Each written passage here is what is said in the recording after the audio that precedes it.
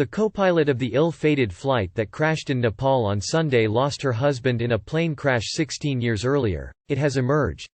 Anju Khatiwada was co-piloting Yeti Airlines Flight 691 when it smashed into a gorge near the tourist town of Pokhara, killing all on board in the country's worst air disaster in 30 years. Her husband Deepak Pokhrel had also been co-piloting a Yeti Airlines flight when he died, and it was his death that spurred Anju to pursue a career in aviation. Distraught at her loss, alone with their young child, Anju's grief became her motivating force.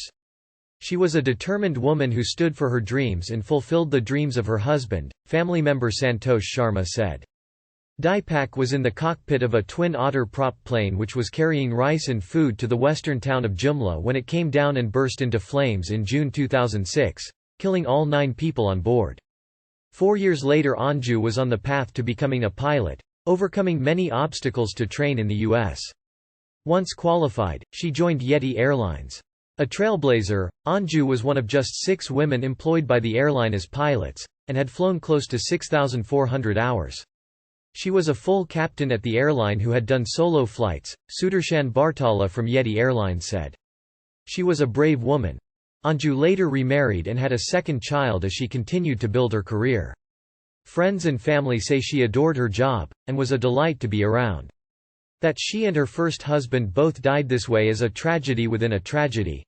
At the crash site in Pokhara, parts of the plane Anju was co-piloting lay scattered on the banks of the river Seti, strewn like battered pieces of a broken toy.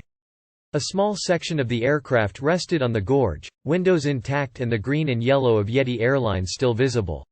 This week's tragedy has reignited a conversation about airline safety in the Himalayan nation, which has seen hundreds die in air accidents in recent decades. Over the years, a number of factors have been blamed for Nepal's poor airline safety record. The mountain terrain and often unpredictable weather can be tricky to navigate, and are often cited as reasons. But others point to outdated aircraft, lax regulations and poor oversight as equally important factors.